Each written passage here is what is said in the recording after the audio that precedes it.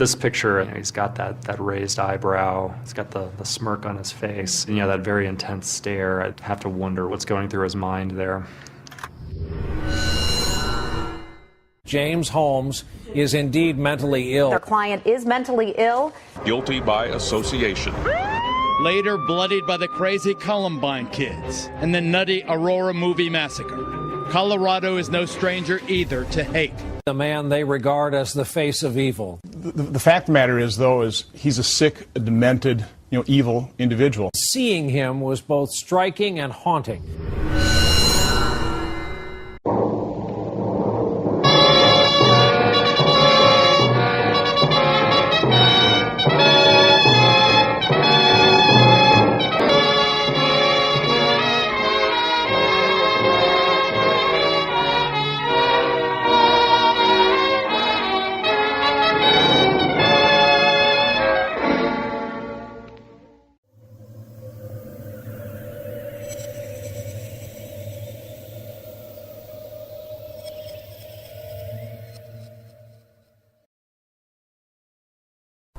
Allow me to explain how our private banks and government work today. The government gave the banks the ability to loan out money that doesn't exist in the form of loans. When a bank gives you a mortgage, which literally means a death pledge, or a loan, they don't actually give you money. They click a key on a computer and generate the fake money out of thin air. They don't actually have it in their bank vaults. Presently, the banks only have $4 billion on reserve, but they have loaned out over $1.5 trillion.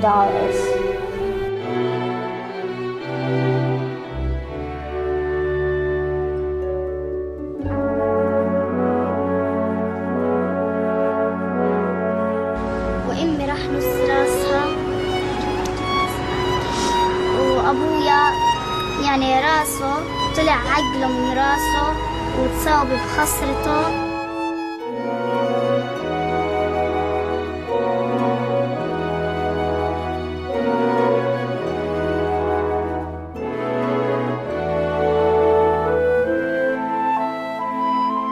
What will we do to stop this crime? Never doubt that a small group of people can change the world. Indeed, it is the only thing that ever has.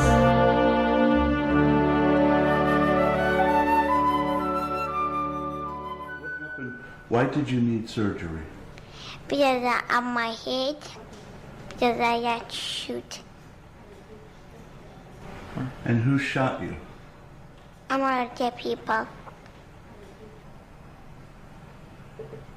What? What? What exactly is the problem? How can one put this to soften the blow? There's a fly in the ointment, a camel's nose under the tent. A fuse has blown in America. The chickens have come home to roost. The problem is very small by comparison to all that is good in this country. We forgot to guard against the acquisition of unwarranted influence, whether sought or unsought, by the military-industrial complex. Now, on Friday noon, I am to become a private citizen. I am proud to do so. I look forward to it. Thank you, and good night. Think about that comment for a moment, and if you're familiar with the 2.5-minute speech in general, the thrust of the message is along those same lines. Stay vigilant, remain conservative, be thoughtful in your decisions to go to war, etc. We didn't heed Eisenhower's warnings. Despite my disagreement with Eisenhower's early decisions to engage in PSYOP theater for the benefit of a few, that farewell speech is significant to me and poignant considering our state of affairs. But there's another very brief statement given by Eisenhower on the day of or day following the JFK assassinations. I'll save time and play just the segments I find interesting. In the face of such a terrible thing, I'm sure the entire citizenry of the nation will join as one man in expressing not only their grief but their indignation at this act, and will stand faithfully behind the government. I know the American people will stand solid and they will not be stampeded. Thank you, Mr. President. All right. Thank you very much. Good night, fellows. So we can learn two things from Eisenhower related to the theater shooting and the overarching problem. First, we can acknowledge that what he warned us about has come to pass. And second, he knew right away that the lone crazed killer didn't kill JFK. It was in fact a conspiracy with a much darker aftermath. You can easily interpret the statements you just heard as a means to convey that. Everyone in America is familiar with the financial debacle of 2008, but almost nobody knows the financial history that led up to it. This is an area shrouded in secrecy, not the kind of secrecy that allows a leak here or there, but absolute secrecy. I suspect the biggest of secrets to be more related to the nature of reality and our hidden history, but the secret of money is a very close second. There isn't time, and I'm not equipped to reveal all that is known about this massive financial secret, but I'll address some high points since they relate to the theater shooting in Aurora and other similar staged events. All Western nations and nearly all nations on the planet have what is called a central bank. All of these central banks are connected to the mother of all central banks, the Federal Reserve Bank. When it comes to financial matters, the Fed is the top of the pyramid. The Fed is referred to as a pseudo-governmental body, which is a creative way of saying they aren't part of the US government. But that's not supposed to be examined. The Department of the Treasury in the US exists for merely technical reasons. The Treasury prints the currency, but they can only do it at the behest of the Fed. Long ago, something compelled the most prosperous nations to give total control of their nation over to a global shadow government. The Fed is merely an enforcer for this group, controlling the value and distribution of money. It's clear that this secret group didn't stop at simply taking control. To this day, they extort money from nearly every nation, every person on the planet. Being so immensely wealthy, money has less value to them in a sense. Far more important to them is the power behind their wealth, which includes the very labor of the people. To own not only the world's money, but also the very labor that we exchange for it. They have systems in place disguised as something else. For example, before the early 20th century, births were recorded by local religious authorities. Regardless of your view on religion, this was immensely better than what we have today. Unknown to the people of America, for reasons unknown, the birth certificate, Social Security system, and IRS were put into place as a way to track the extortion of the labor. The birth certificate is merely a financial instrument, and one that both establishes a promise to pay the secret group some amount based on the expected value of a person's labor over their lifetime, but also imposes a, quote, person on each American that serves to legalize these acts. You see, as this person is fictional in a legal sense and not able to invoke common law. It may be true, however, that the contract establishing this person when the mother or father signed the birth documents is illegitimate. They weren't told of the terms, which is a requirement for a contract. But try and make that claim in a U.S. court of law and see how important keeping this secret is to the system.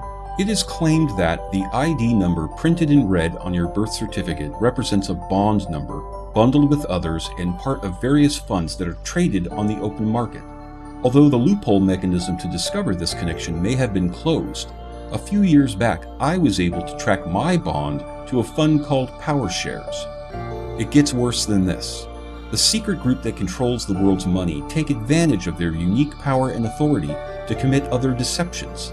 There are many rumors being passed around that the gold said to be stored at Fort Knox is fake or that it's not there at all. This is really irrelevant, as even if it was all there as reported, it doesn't belong to you. What is its value anyway? This goes right to the heart of why secrecy and authority do nothing good in our world. We trust those in positions of authority to report the truth to us. Would it surprise you to learn that they lie about even the most important of matters? The World Gold Council report for 2009 states the estimated total amount of gold mined to date is 165,000 tons. But what if the reality was that there is 10 times that amount or more? How would you know? You wouldn't. This is but one of many tricks to deceive the world's people into believing things are as they should be. That would include the class system of ultra-rich, middle class, and poor, as well as poverty itself, the need to work 40 hours a week, taxes, and the very government itself. In the aftermath of World War I and lead up to World War II, the secret group was beginning to face some competition. Other elements learned some of the secrets. The democratic or otherwise governments that sprouted up throughout the world were breeding grounds for devious beasts to rob their peoples of both their wealth and the knowledge they would have otherwise obtained. It's hard to know how allied they were with the secret group, but it's safe to assume they at least colluded with them. Always, though, they attempted to topple them. Whether this resulted in World War II, or they simply took advantage of the situation, the secret group achieved their current ultimate control of the world's wealth just before World War II. In 1934, Roosevelt banned the personal ownership of gold, allegedly as a means to rise out of the Depression era. Even Americans' safety deposit boxes were robbed of their gold. As time went on, this happened to almost all nations.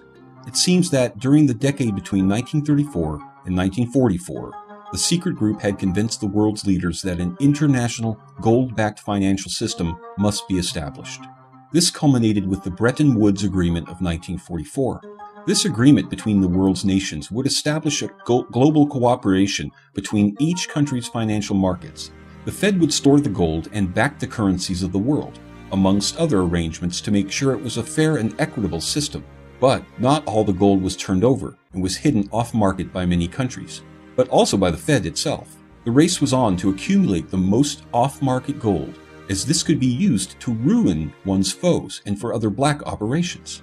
China had faced the worst terms of the agreement, as they had delivered more gold than other nations and maintained more off-gold in hiding as well. This didn't serve as leverage as they'd hoped when they and 76 other nations joined to oppose the Bretton Woods Agreement. As stated earlier, there isn't time to go into the true history of our world as affected by these events. It is, however, important to note that much of this off-market gold was stored in underground vaults in both Indonesia and the Philippines, as the Asian countries possessed so much of it from years in the trade business. You might want to revisit the whole Marcos era from this different historical perspective. To maintain control and eliminate any threat to it, the secret group working through France, Britain, and the United States began to issue redeemable certificates for the gold stored by other nations. Over the years, when representatives of these nations have attempted to redeem these certificates, they have been denied or even killed. The secret group never did intend to make good on their deals. One could argue that caveat emptor, considering the amounts these certificates eventually rose to. These financial instruments were often printed with advanced technology like other currencies, bundled with other notes in metallic volumes engraved with raised lettering proclaiming their contents and value. These volumes were sometimes combined in groups of 12 and placed within large, hermetically sealed chests or control boxes that were lined inside and out with heavily engraved metal as well. The value of a single chest was into the trillions, and this was as early as the 1930s. What evidence do we have of this? You would think that if the Fed in the US had stiffed nations for trillions of dollars, it would have made headlines and caused massive upheavals. This might help you to put the Cold War and 9/11 into better perspective. Financial instruments, even paper currency, is only worth the integrity of the payer at the time of redemption. And integrity isn't something the secret group possesses, despite everything else they do. Fast forward to the present. You may have read or heard over the past few years stories of crooks attempting to pass off bonds, valuing into the many billions of dollars. Always they are Federal Reserve notes, and always they are seized from crooks who are alleged to have forged them. It's more likely you haven't heard of this. These stories are rare, but it's happening more and more. You have to wonder how large one's balls would have to be to walk into a bank and attempt to bilk them out of $100 billion. It might make more sense for these crooks to start with lower denominations. So the truth is, these notes are very, very real and have very, very high values. Take a look at the following image, which is a rare glimpse into the world of high finance. You'll note that this chest names the Federal Reserve Bank and is dated 1934. This denotes the date of the series, but in reality the notes could have been produced years later. What's astonishing, though, is the value of the contents, which I assure you are contained within the chest as originally produced. It clearly shows the contents to be valued at $3 trillion American. Seeing as this amount, if paid, would bankrupt even the wealthiest of nations, one can imagine how much impact this has likely had on the world's economies. In a nutshell, the game is rigged, and even worse, it's made up of systems designed to continue this thievery. Sometimes we can see the evidence of this shadowy financial world appear momentarily. In 2011, Lord Blackheath spoke at great length to the House of Lords about his investigation into bizarre, high-value transactions. You see, these massively high-value notes are still recorded on the books at the Fed. Sometimes, transactions appear to the markets that reveal a small piece of the larger puzzle. In this case, Lord Blackheath observed on 3 consecutive nights, as recently as 2011, deposits of roughly $5 trillion each into the HSBC Bank. He no longer speaks of it, and any questions into the matter are stonewalled. Earlier, in 2001, the Fed was presented with notes valued at $4.6 trillion for redemption by a representative of a family dynasty from China. Both Ben Bernanke and Timothy Geithner flew to China personally to validate them as authentic. Here is Bernanke's signature on the HSBC document detailing the first in a series of transactions. Payment of the $4.6 trillion later was made into an account at JP Morgan in New York. The recipient of funds was listed as the People's Republic of China. Immediately, the funds were transferred to a USB account and then disappeared. But China wasn't surprised with the outcome and had been planning a successful sting operation that would finally allow a case to be brought against the Fed using irrefutable evidence they had compiled. But that's a matter for another time. It's important to note, however, China is represented by a group that possesses what's referred to as the Book of Codes. Think of it as a much more complex version of your bank account password. With it, they are able to see the black screen transactions conducted by banks with the Fed, and unlike with gray screen transactions, they contain the party names as well.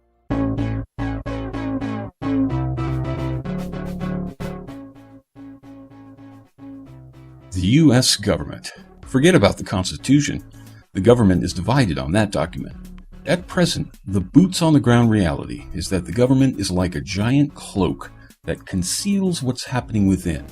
Its most precious asset is authority. It acts as the foundation for more specialized tools that work like a kind of symbiosis that holds it all together. First is the judiciary, in not just its component departments, but the most extensively documented system ever conceived. It never stops growing, despite being infected with many fast-spreading cancers. Next up is cops. Love them or hate them, they're here to electrocute you. The government grew tired of having to use violence themselves in some cases to steal from and imprison the good people in our communities. So the police forces evolved to be a task force to commit these violent acts, while the judges, attorneys, district attorneys, council people, mayors, bankers, commissioners, assembly people, governors, and religious leaders were spared from having to do it themselves. What good would authority be without its twin, secrecy? If the conspirators who killed in Aurora and set up James Holmes didn't know they were going to walk away cloaked in a force field of protection that secrecy provides them, they wouldn't have done it. For every page of literature published into the human library, an estimated 5 pages are designated classified. In some areas, more content is classified than is in the public domain. The final tool may surprise you. The media is far more useful in the corporate realm. Exactly, the media do operate as corporations. But, unlike the widespread notion of corporations courting the government, in truth, the government owns a larger share of corporations than anyone, and is itself a massive corporation. For you see, they too are a tool of the government. And this sure is handy when it's vital to propagandize and steer the public's concept of the news through the media. I'm illustrating this structure so that we understand the framework we're up against in our battle to learn the truth about the shooting in Aurora.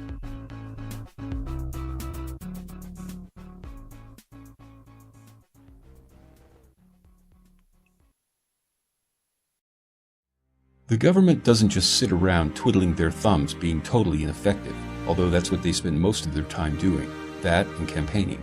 No, they are at times taking action.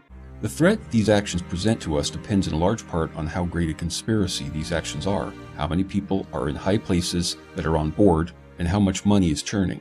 The government has proven time and time again that they seek to get what they want regardless of the consequences to the people. Clay Shirky tells you it's Time Warner and the media industries that want to destroy the internet under the guise of copyright protection. But the truth is that it's the government and their shadow masters working with the media companies. And of much greater importance to them is preventing the truth from reaching your eyes or ears. And it actually seems like a very easy thing to do. Turn off the internet, and the only hope you have of hearing any truth whatsoever would be by shortwave or pirate radio.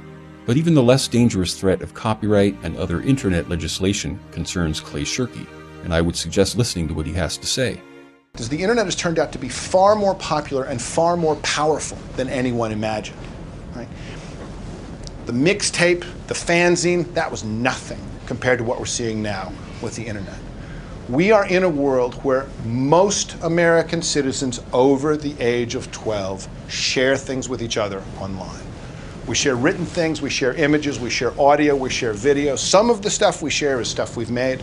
Some of the stuff we share is stuff we've found. Some of the stuff we share is stuff we've made out of what we've found. And all of it horrifies those industries.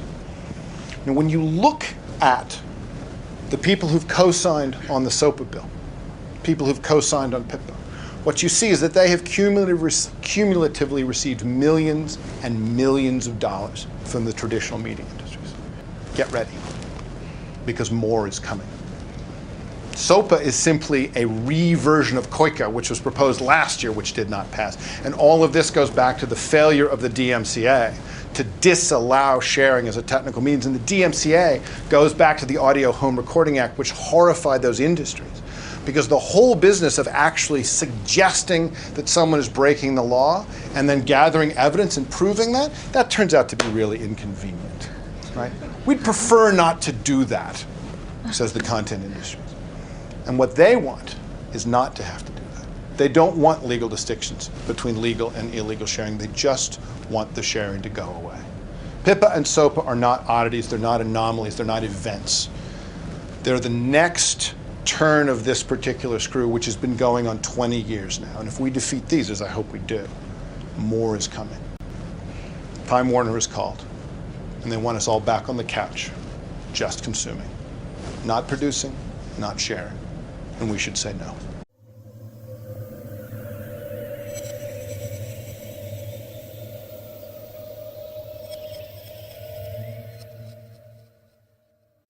Staged events, false flag attacks, psychological operations, whatever you call these events, they are planned and carried out by the very governments that claim they exist to protect you.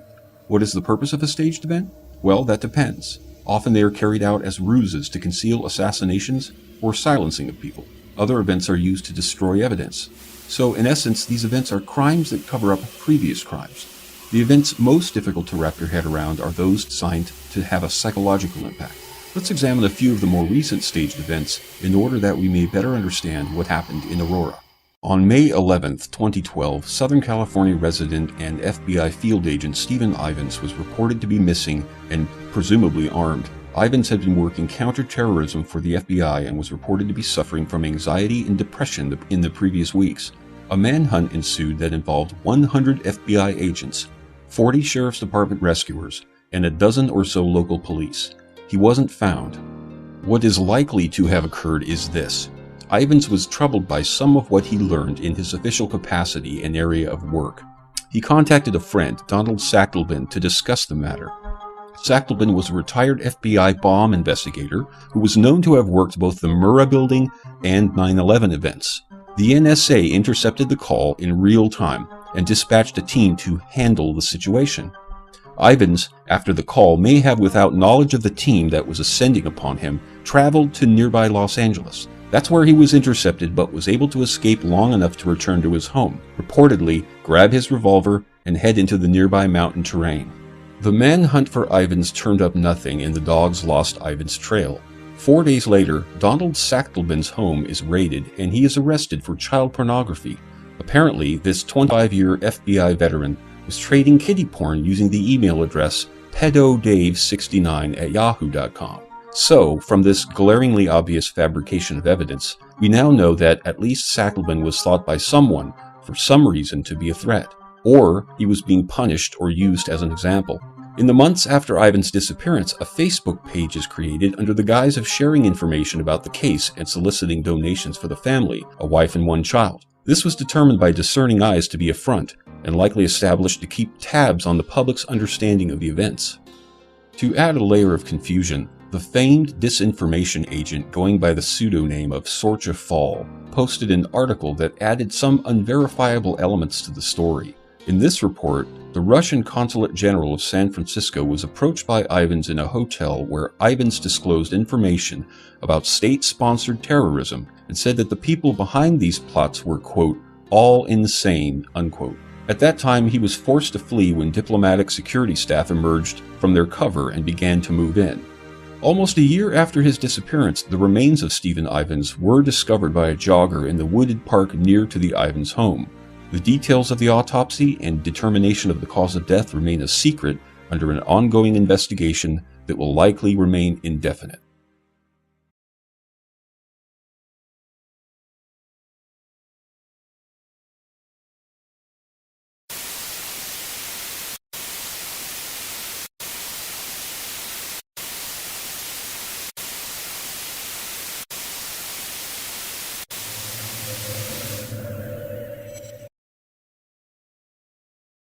I think it's perfectly fitting to kick off this section with a couple of brief clips from the great activist and radio host Scott Horton.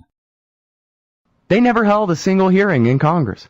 They never had a single problem. Well, they had a slight problem with Dan Rather for a day. Other than that, they never had a single problem with, and young people, you might not understand this, but it used to be that Rather, Jennings, and Brokaw, the three nightly newscasters, what they say goes. And if they're not contradicting each other on something, then it's true. And if they're not covering it, it's not important. And when the FBI said, hey, there's no John Doe 2, there's nothing to see here, everybody knows this one guy did it. His only co-conspirator was 2 states away at the time. All of the dozens of witnesses who saw him with other people are all stupid or lying or confused. And just forget it. They got away with that. Congress never held a single hearing on the biggest crime ever. At least, since Second Wounded Knee or something.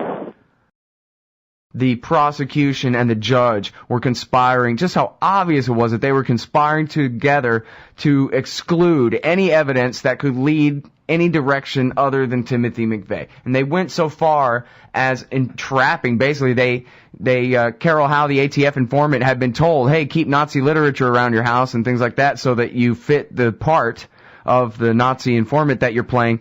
And then they came and arrested her and charged her with terrorism and used as proof that she had Nazi literature in her house and a length of pipe in her garage.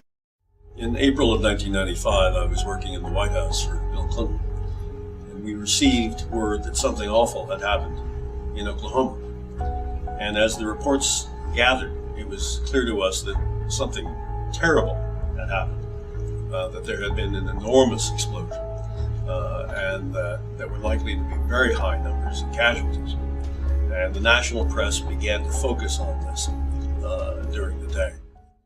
This staged event seems to have been a flagrant demonstration of state power and authority.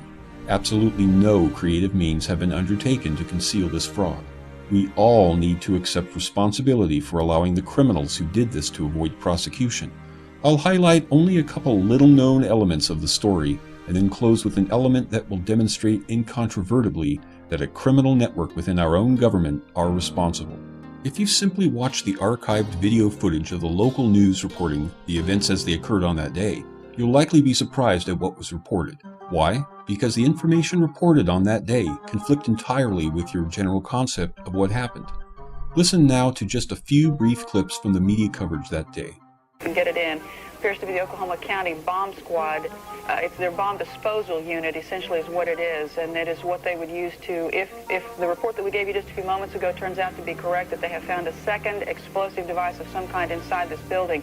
They'll back that trailer down there, and the bomb squad folks will go in, and they will use that trailer. You see the bucket on the back there, this is how they would transport the explosive device away from this populated area to try to do something with it. Confirmed through federal authorities that a second bomb has been found inside that federal building in Oklahoma City. It was an explosion at 9 o'clock this morning that did that damage you're looking at right there, blowing off the entire north face of that building. Again, you're looking at the north face there, a second bomb was found on the east side of that building. A bomb squad is on the scene. That second bomb has not exploded. We don't know quite the status yet, if they've managed to defuse it, but it has been confirmed that a second bomb was found on the east side of that building. I just took a look down the street at the Morrow building again. I see another bomb truck going, so apparently they're going to try to get out that third bomb that's been talked about. Still a lot of activity around the Morrow building. Security concerns that another one still might go off. That's what everybody's worried about. GSA employee Mike Loudenslager was aiding the search and rescue with others who worked in the building. A few witnesses describe a heated argument between Mike and an unnamed BATF employee amongst the chaotic rescue effort. The following Sunday, the FBI listed Mike as one of the victims, adding that he died at his desk during the collapse. Fellow employees who spoke to Mike after the bombing were said to have looked at each other in astonishment. Clearly, Mike was not going with the program. He was only one of dozens who told the truth and lost their lives as a result. There are hundreds of massive discrepancies we could delve into relating to this crime, but the following evidence should convince any discerning mind that there's a limit to what can be called coincidence. At the time of the bombing, the governor of Oklahoma was Frank Keating. Frank's brother, Martin Keating, is the author of a book which he completed in 1991. It was published in 1993. In this fictional work, entitled The Final Jihad, the protagonist bombs an Oklahoma federal building. This character's name was Tom McVeigh. If you visit the book listing at Amazon.com today, the book's original publishing date is shown as 1996. The book has 23 customer reviews. Let's look at a few excerpts. This is clearly not an uncanny prediction by the author. Mr. Keating had the premonition of terrorists using airplanes as missiles to strike at the nation. The publisher has changed the date of this book's publication. You can still get used copies with the original copyright date. This book was not published in '96. It was published in 1994, before the Oklahoma bombing. If you believe that Governor Frank Keating's brother just happened to write a story about the events that would take place a year later, you were not paying attention. This manuscript was written in 1991, but I'm not sure if this part was in it. His insights into terrorists are uncanny.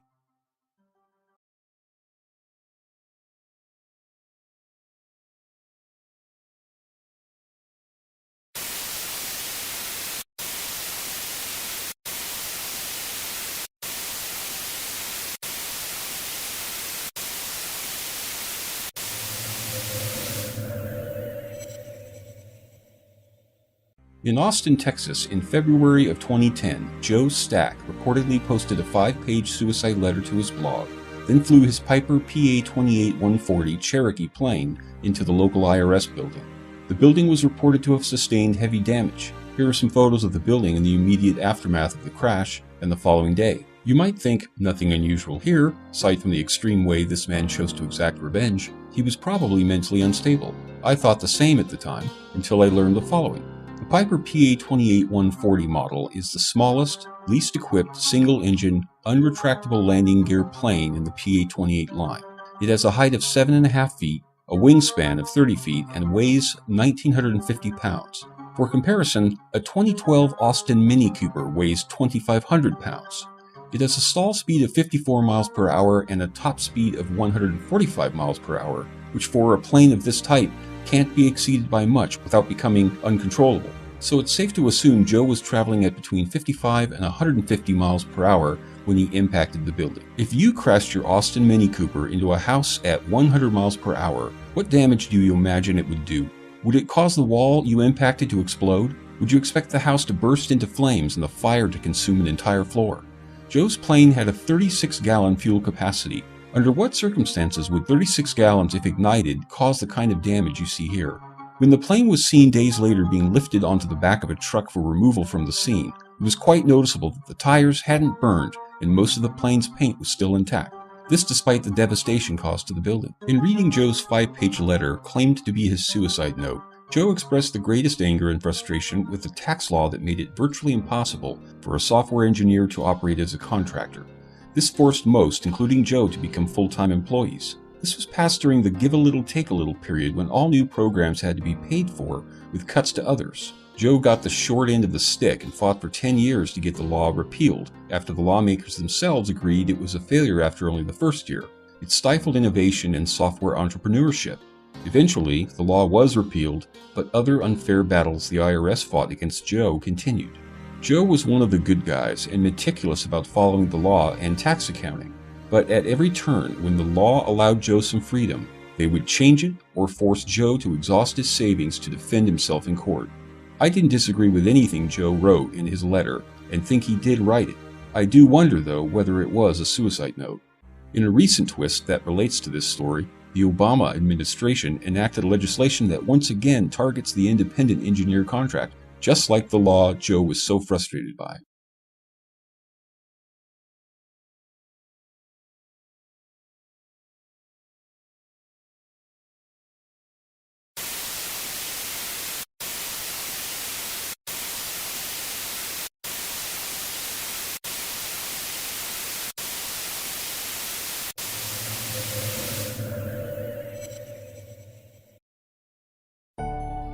In a sunny Arizona Safeway parking lot, amongst the regular shoppers and people mulling about, a small group was gathering to hear Congresswoman Gabrielle Giffords speak with her constituency. Federal Judge John Roll happened by chance to be in the area, so he too was in attendance. Everything from this point forward, and ending with 13 injuries and 6 deaths by gunshot, is absolute chaotic nonsense. Supposedly, all this shooting was the work of one Jared Lee Loughner. But, of course, if you've been paying attention, this isn't true, as no evidence has been presented to back up this claim. In fact, the trial and the preliminary sentencing are now relegated to history, and still, the public's request to see the real evidence in the case, any CCTV footage, or simply a motive to explain Jared's actions, have been ignored. One simple way to determine if an event is authentic or a staged event is simply to note whether they preempt the view for round-the-clock coverage of the trial, like the O.J. Simpson trial, or have an unqualified sketch artist draw you a picture. Are you getting the picture? I don't doubt that Giffords was in fact shot in the head. It just wasn't Loughner who shot her. One aspect of this event that stands out as being extraordinarily fraudulent and dastardly is the release of a manipulated mugshot of Loughner. Despite the case being sealed and virtually nothing presented or pursued in defense of Loughner, an altered mugshot of him is released to the public, which the public readily used to convict him in their minds. No doubt that was the intent when the authorities commissioned their forgery. Later, a second mugshot is released that shows Loughner appearing almost like a different person. However, photo analysis by independent persons showed this second mugshot to be the source of the first altered version. Are you curious whether a crime was committed when they presented a fake mugshot? Hell yes, it was a crime. But I guess the need to frame Loughner was too great, so no disciplinary action will ever be or even be considered. The authorities appear to now think of themselves as like cops. I think it's an unfortunate requirement that I briefly provide some details of another, more controversial victim. Her name was supposedly Christina Taylor Greene. She was 9 years old at the time of the shooting and was said to have been born on September 11th, 2001. Yes, she was a 9/11 baby. Your ears should be perking up if you're familiar with the PSYOP technique of associating one event with another to harness some of its psychological effects. But this girl's supposed death does fall within a very narrow realm of possibility, although very slight. Couple this with who brought Christina into the crossfire, and that possibility drops to zero. Christina wasn't brought to this political event by a parent or family member. A retired neighbor and so-called friend of the family, Susan Hilleman, both invited Christina and brought her there that morning. Susan is a Cornell University alumna, her area of study being human ecology. Susan is also chair of the Cornell Alumni Association's Ambassador Network and a member of the Human Ecology Alumni Association Board. Despite Christina being shot and killed and Susan herself receiving 3 bullet wounds, she was home and recovering amazingly well less than 2 weeks after the event. In a mainstream interview of Susan and her husband, Susan appears to bounce around in her chair with ease. The entire story of Christina Taylor Greene and Susan Hilleman smells strongly of fish. After months of forcible medication for his so-called schizophrenia, Jared has since been tried and is expected to receive multiple lives in prison. A representative of the FBI stated that they were in possession of, and he was personally witness to, CCTV footage from the scene that he describes as depicting the shooting in crystal clear video and in chilling detail. Was this shooting event a staged event as well? I'll leave you with only one factoid and leave it up to you. A quick-thinking internet netizen copied Congresswoman Gifford's Facebook pages immediately after the shooting began being reported. Although Giffords had been friended by many people across a wide spectrum, she herself had apparently only friended 2 people, a fellow congressman and the shooter, Jared Lee Loughner.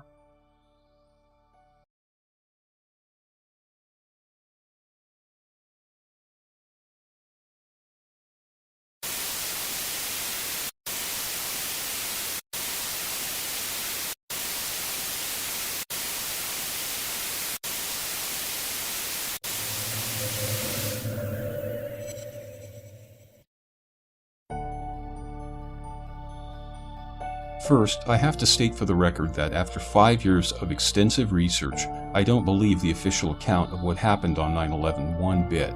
I have my doubts that even one hijacking occurred on that day. I don't believe a plane was pulled out of the earth in Shanksville. Neither do I believe a plane struck the Pentagon. I suspect that 9/11 was a massive conspiracy involving most of the major governments of the world and many of the largest corporations and media outfits. But, with all that being said, I have absolutely no theory as to why they would do what they have done, and can't pinpoint the motives. My advice to you is this: if you haven't gone digging for the truth about 9/11, then you simply cannot begin to understand what happened. It's that simple.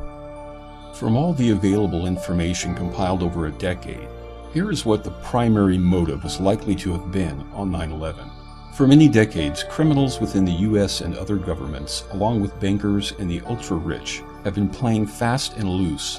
War profiteering, money laundering, blackmail schemes, gold and commodities laundering, financial fraud, international espionage, bribery, and even treason. Despite having the wealth, connections, and cover of secrecy to protect them, things began to spin out of control.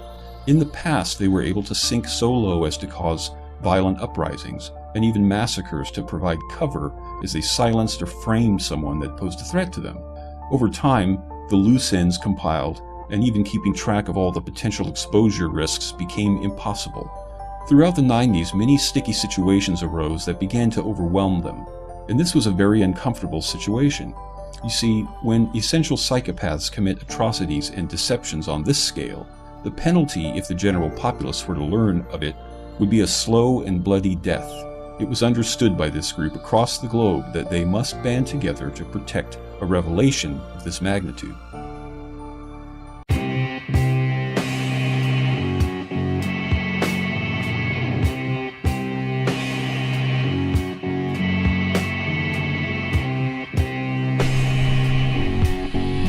Jews are going to be at the center of that. It's a huge transformation for Europe to make. They are now going into a multicultural mode, and Jews will be resented because of our leading role.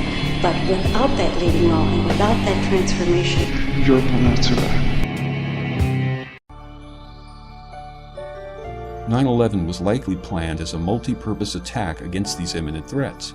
Most of these threats were long-running criminal investigations by agencies most people have never heard of.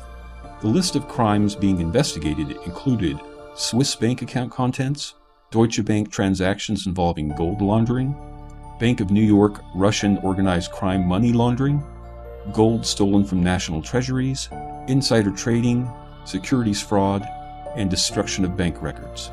The agencies undertaking these investigations included the FBI, the Office of Naval Investigation, the New York State Tax Investigation Department, U.S. Customs, and the El Dorado Task Force. The likely perpetrators were primarily American, Canadian, Russian, Swiss, Israeli, and German businessmen, bankers, and government officials. This includes Adnan Khashoggi, Kamal Adnan, George Bush Sr., Ty Burt, Otto Pohl, Edgar Bronfman, Mayo Shattuck, Dick Cheney, Donald Rumsfeld, Khalid bin Mahfouz, and David Silverstein, to name only some key players. Obviously, many more were involved in the operation. Now, this information might begin to help you understand the pattern of destruction on 9/11. The supposed hijacked planes and other destructive weaponry had very specific targets. The plane that struck the North Tower struck right below the floor occupied by Cantor Fitzgerald, which was due to convert a massive $240 billion security on 9/11. Euro brokers and the New York State tax investigation offices were struck in the South Tower. Pre-installed incendiary devices were planted on the 23rd and 24th floor of the North Tower, which completely destroyed the evidence being investigated by the FBI. Building 6 was destroyed before any other tower collapsed. The massive smoke plume created can actually be seen in broadcasts from that morning. Because the plane that was planned to strike Building 7 and act as cover for its total destruction was delayed 40 minutes, the 47-story building was simply destroyed anyway and received little attention until years later. Much of what we've just covered is critical information and would be pursued if the corruption wasn't systemic and our government was legitimate. However, many other anomalies occurred as well to further prove conspiracy. 1. 2 of the 4 planes supposedly involved didn't even get removed from service until years later. 2. 3 of the 4 flights that day were never even scheduled. So, if you had a loved one that died on one of the planes, you should check into this and reevaluate the whole event. 3. 2 of the supposed hijackers lived at the same address on base at Pensacola Naval Air Station preceding 9/11, or at least they were receiving vehicle registration papers and driver's licenses by mail there somehow. 4. Osama bin Laden was admitted to be a CIA operative in the 80s, and proven by whistleblower Sibel Edmonds to have been working with our intelligence agencies up until the very morning of 9/11. Here's a comparison of the Osama bin Laden who went by the alias Tim Osman while working for the US, and as the terrorist Patsy when it became convenient. 5. Osama bin Laden most likely died in late December 2001, only months after 9/11, and the video statement he made denying any involvement in the 9/11 events may still be found, although it has become very rare as attempts to remove it from the internet have been very successful. 6. All videos depicting bin Laden after this last video denial are forgeries. 7. A commuter passing by on his pre-dawn drive past the Pentagon on 9/11 recalls seeing a bent lamppost lying in the median next to the road before the Pentagon strike. 8. Over 1,000 people were treated for burns of various degrees on 9/11. 9. And I find the most surprising evidence of a totally different conspiracy on 9/11 in the controversial physical evidence presented by Judy Wood. She refers to the effect as dustification, as no other example of similar effects is commonly known. Look at this series of photos. The remaining core columns appear to be fuming before they simply disappear.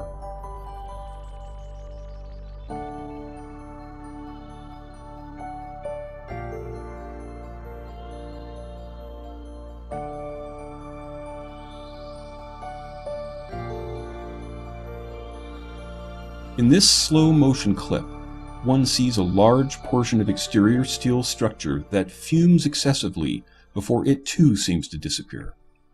Note on the right, nearly every section of building thrown outward and then racing downward is fuming in an effect that cannot logically be attributed to pulverized building contents.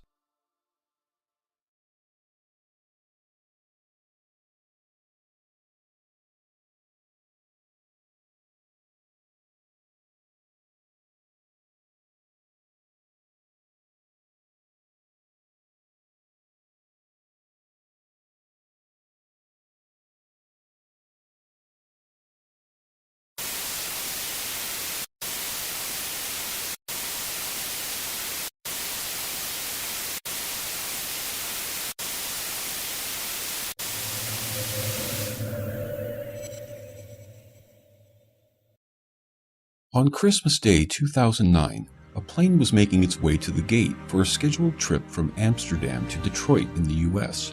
Kurt Haskell and his wife Lori were waiting for the flight nearby and happened to notice a smartly dressed Indian or Middle Eastern gentleman walking with a much younger black man.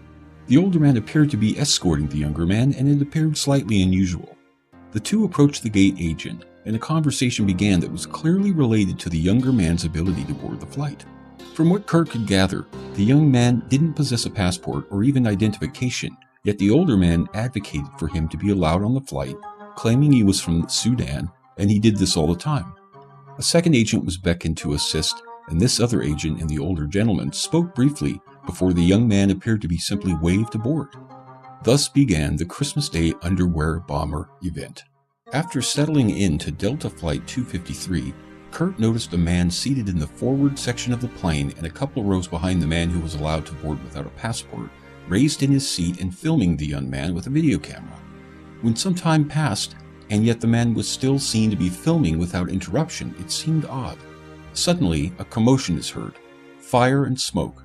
Fire is seen climbing the wall of the cabin. A passenger seated in the same row as the young man yells, "Your pants are on fire," 3 times, yet doesn't receive a reply from the young man. Through all of this and the final subduing of the man whose pants had been ablaze, the man filming never changed his view, didn't appear to assist, and never stopped filming. Once on the ground and the young man had been taken from the plane, the passengers were ushered to a large holding area, which included their carry-on luggage and the remaining luggage which had been brought in as well. While dogs sniffed the luggage, individuals and couples were taken behind closed doors to be questioned and give their accounts. Aside from the passengers having to remain in proximity to the luggage, which some dogs did alert on and might have contained other hazards, they were allowed to continue their travels, and the day's harrowing events were behind them. Most of you and the rest of the world are now familiar with the underwear bomber, and we now know his name to be Umar Farouk Abdulmutallab. We'll call him Mutallab. It's likely that only because both Kurt and his wife happened to have witnessed the pre-boarding activities of Mutallab and are both successful lawyers, do we have a decent understanding of this staged event. Kurt was very vocal from the start and did garner some attention from the mainstream news as well as alternative outlets. He knew it was a scam from the beginning, which did attract some FBI intimidation and other bizarre events. Who is Umar Farouk Abdulmutallab? More interestingly, who is his father? Umar's father, Umaru Mutallab, is the retired chairman of First Bank of Nigeria. Don't let the name fool you, as it's actually UK-based with impressive assets. He also moves among the top elite of Nigeria. On November 19th, the elder Mutallab personally visited the CIA section chief in Nigeria's capital to give unspecified warnings about his son's potential security risk. Somehow, this didn't even result in his name being added to the no-fly list. Here's a photo of Mutallab taken while he was attending the British School of Lome in Togo. He is the youngster seated on the left, confirmed by an unnamed schoolmate that attended school with Umar. Note that Umar's right ear has a very distinct cartilaginous double structure. The truth is, nobody knows for sure which person was on the plane, which attended school, or which underwent the trial process. Mutallab is claimed to have told the US that he is an Al-Qaeda operative and obtained his bomb materials from Yemen. No security footage has been released in the case. Might this be in part because it would reveal 2 different Mutallabs? One which boarded the plane, lit his pants on fire and was removed from the plane, and one that emerged from that point to play the role of the defendant? The airport body scanners had already been ordered, so it does make sense that a fabricated event was needed to excuse them somehow, after the fact. Kurt never did get to testify in court, although he was told he would be many times. In the midst of the trial, Kurt had regular communication with Mutallab's standby counsel. Here's an example of a letter from Kurt indicating how open everyone was about just how fraudulent this trial was. Tony, I am assuming that since I have not heard from you, that I will not be testifying. I assume that to mean that Umar has chosen to not use the entrapment, excessive government involvement defense. That is unfortunate, and leads me to believe that Umar is complicit with the government for some reason. Nonetheless, I am attaching my recent blog post to make you aware of some passport anomalies. Obviously, I was there when Umar was posed as a Sudanese refugee and boarded without a passport. Thus, I know that he did not have a passport. I doubt that you will have enough control in the trial to admit the passport anomalies into evidence. However, I am providing this evidence to you for impeachment purposes on the off chance that you can use it. I know there is a great deal of evidence in this case, and I just wanted to make you aware of this information. Good luck with the trial. I am not envious of your position. I will be there whenever my schedule allows.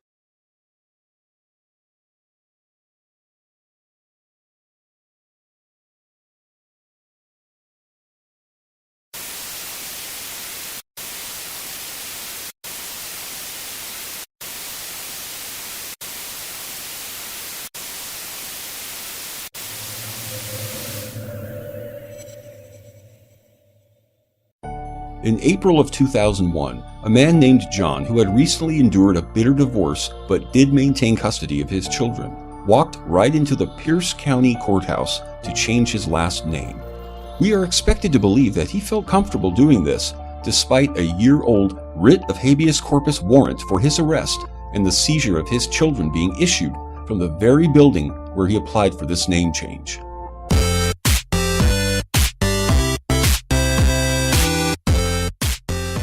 Surprise! Rather than profile all the bizarre and ridiculous aspects of this staged event, I have confidence that after viewing the previous profiles, you'll have no problem categorizing this event. This quiz includes only one question.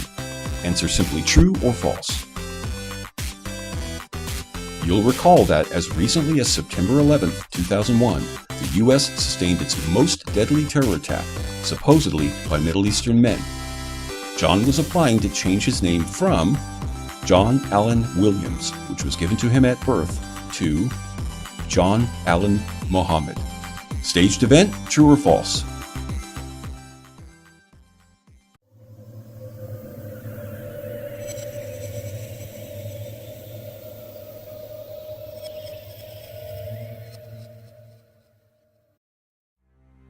Many of you watching this know that James Holmes is innocent. Looking to some of the comments posted at articles relating to this story online would have you think otherwise. The everyday American is completely oblivious to the true nature of these sinister acts. And in this case, more than any other prior event, the media seems to be operating in lockstep with the conspirators.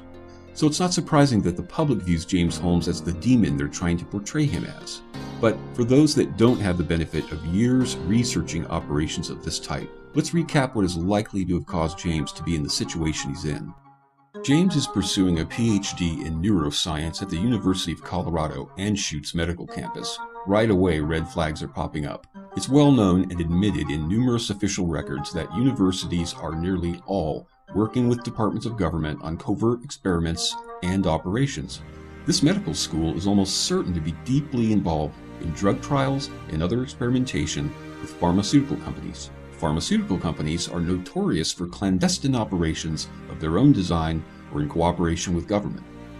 You probably don't remember when Baxter Pharmaceutical was caught recently by a testing firm shipping millions of doses of vaccine tainted with the H1N1 virus. The contamination was intentional. The World Health Organization and Centers for Disease Control apparently are not concerned by this, not even bothering to investigate. James was involved in an area of study that sounds Orwellian. What's been reported to be studied by James is, in fact, benign. But, as we just reviewed, the university's pattern of colluding with government opens the door to much more dangerous and disturbing areas of research. Charlotte Iserbyt, a former senior policy advisor in the Department of Education during the Reagan era, is a whistleblower who exposed the U.S. government's policy of dumbing down the population through the educational system. So, from this, we can speculate as to what other nefarious activities these people may be involved in.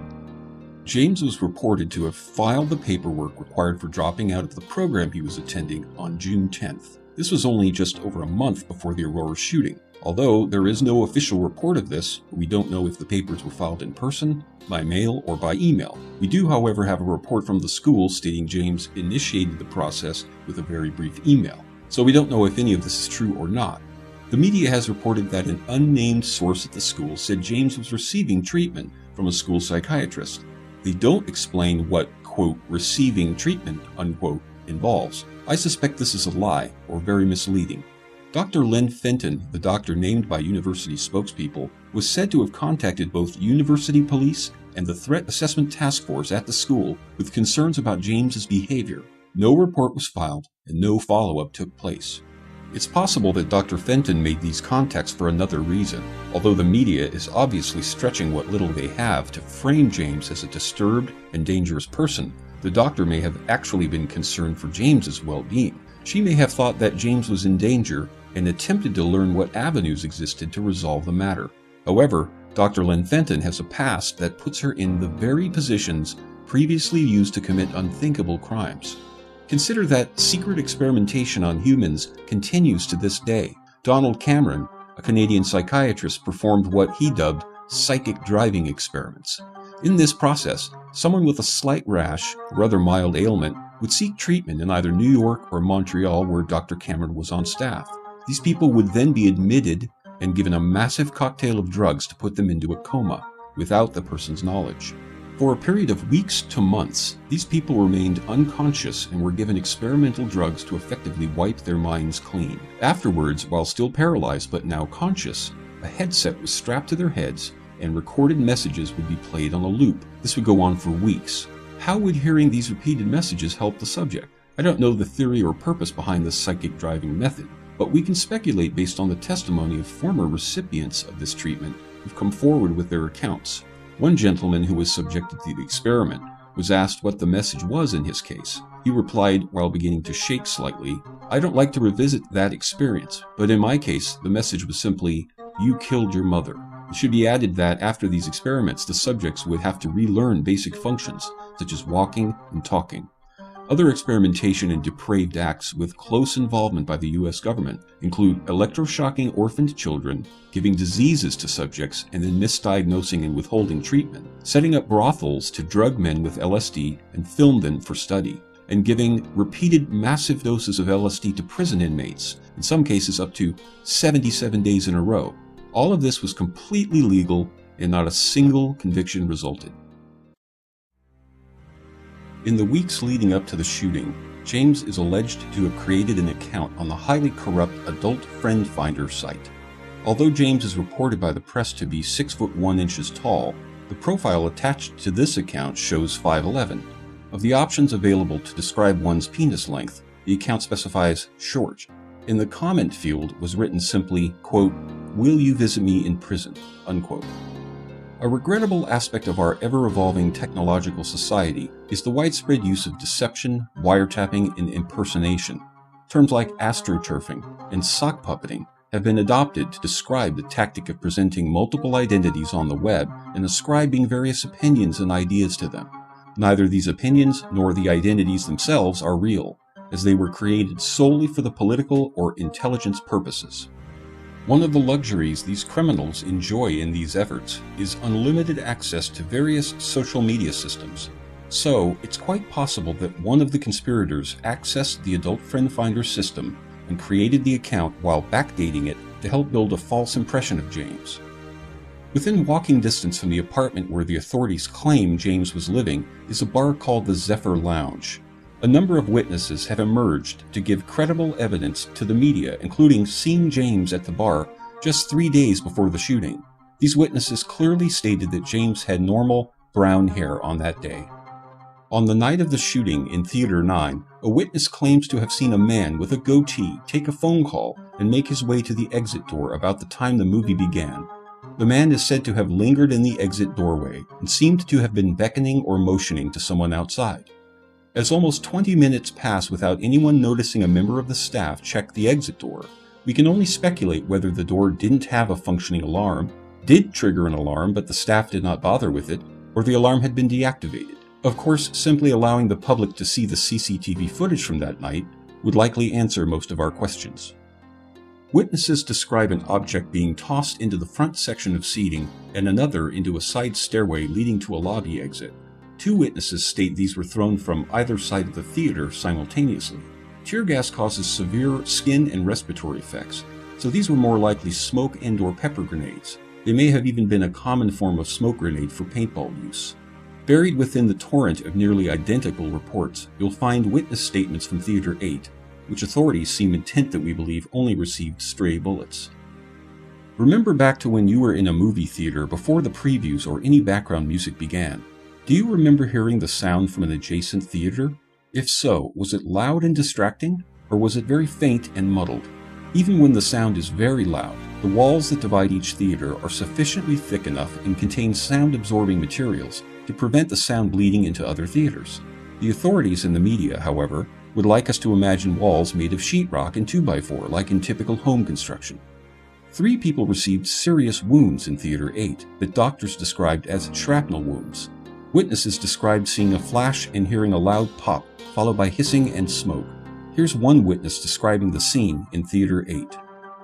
Hear like a firework kind of go off in my back, and I was like, man, I got hit by a firework, so I kind of like fall into my friend's lap, like, oh, this really hurts, what? In Theater 8, the first thing I felt was my leg got really hot, and then my friend sitting next to me, one of my best friends, he felt his arm was in pain, and I just saw a ton of smoke, and he just went running out of the theater, and I... Hold on a second. From what these two are describing, it's almost as if they were in Theater 9 with the shooter. The consistent theme being reported includes only a single shooter in Theater 9. Patrons in Theater 8 were only injured by stray bullets or bullet fragments. But these witnesses and others suffered injuries described by doctors as being caused by shrapnel. Some saw flashes of light, a choking amount of smoke, loud pops like gunfire that deafened them for a short time, and even light damage to the short wall that runs along a stairwell. In the aftermath of the shooting, some witnesses became familiar faces on the national news. Most have gone quietly about their lives, but some had seemed to garner almost exclusive attention from the big TV and cable networks. Here are a couple clips of these witnesses giving their accounts. Judge for yourself whether you would rank these statements as highly credible. Well, so first we were just watching the movie. Super excited for this movie to come out, a big Batman fan. So first we were just watching the movie, then out of nowhere, from the front screen, on the right side of the theater, on the exit, the door opens up and then we see something flying out towards the crowd. First we thought it was part of the movie, to pump everyone up for the new Batman movie. Smoke was up in the air and we thought it was okay, it was probably something like a bat. But then next you notice it explodes. How was it that you in the third row did not get injured? Well, I don't know. He literally had pulled the gun on me, and then I just ducked and covered, and I literally got to the ground and jumped on my best friend, and we all just laid there as flat. It was as flat as we possibly could. Wait, back up. He pulled. So you're there. You see him walk in. You're pretty close to him. Yeah, exactly. 4 or 5 feet. And he came 4 or 5 feet to you. Yeah. And pointed right at you. Yeah. Which one of the guns do you know? The rifle. I don't know what specific kind of rifle. It's just the rifle. So the possibility exists that some of the witnesses were participants in the operation. However, no compelling evidence has emerged to prove this. In less than 24 hours, recordings of the radio traffic for the police and fire departments involved in responding to the event began to circle the web. These recordings reveal numerous statements by officials and a timeline of events that totally contradict the official account. This alone is so fundamentally damaging to the prosecutor's case that it would likely result in a not guilty verdict. That is, if the trial was legitimate. 16 Adam, I need a marked car behind the theater, stable side. Got a suspect in a gas mask. 321, one of the shooters might be wearing a white and blue clad shirt. The construction worker said somebody just came booking out of the parking lot. Male, red backpack is all they saw, was headed towards Alameda. The handling of James as a suspect, his arrest and processing into the Arapahoe jail was extremely unorthodox. First, Dan Oates stated that only 90 seconds elapsed between the first 911 call and James's apprehension. The evidence trickling out shows that the shooting continued after James's arrest. Then, 5 hours passed before the time James is shown to have been booked. This raises the question, was James totally incapacitated when arrested and required a wheelchair when he arrived at the jail, as an unnamed witness has claimed? Considering his drugged-out appearance when first shown in court, this seems to be a likely possibility. A very hot follow-up story appeared in most mainstream news that claimed James was so unruly that he was spitting in the faces of the jail staff and required a face mask. If it turns out later that he wasn't even able to walk at the time, do you think the purveyors of this outrageous lie will suffer the consequences? In another example of breaking from protocol, a mugshot of Holmes wasn't revealed to the press until after his first court appearance. There is almost universal suspicion that the photo wasn't taken until the very day of the hearing. As is to be expected in cases of staged events, Judge William Sylvester quickly issued a gag order in the case and all materials banned from distribution. However, a couple weeks after that order, the local police didn't have any problem releasing a second mugshot of Holmes. In this version, his hair is shaved, he appears more pale, his eyes are bugged out and dilated, and he is smirking in an expression appearing like an insane person, just like the one they had been molding. Considering how many people view the whole affair as a setup, regardless of how poor a relationship James may have had with his friends and family, donations alone would have easily afforded James a competent defense team. However, Judge Sylvester denied James any representation by simply prohibiting the required communication needed to do so. Therefore, he was appointed public defenders who could very easily be intimidated or be working directly with the local DA's office. He may now be completely at their mercy. Going back to the theater that night, despite a packed house of roughly 400 people in both theater and 8, there has only been one mobile phone video to emerge that appears on the surface to be legitimate. 2 or 3 videos do exist of the front parking lot commotion, but nothing at all from inside the theater or even the lobby. The next time you're catching a movie in a fairly crowded theater, take a mental note of how many people you see texting or fiddling about on their camera-equipped mobile phones. Some of the players involved in this event are sinister characters. Dan Oates just happened to be the cop in charge, limited to the police department's involvement. Here he is talking to a reporter, flanked by his crew of super awesome best friends. Oates was in a key position in New York during the 9/11 events.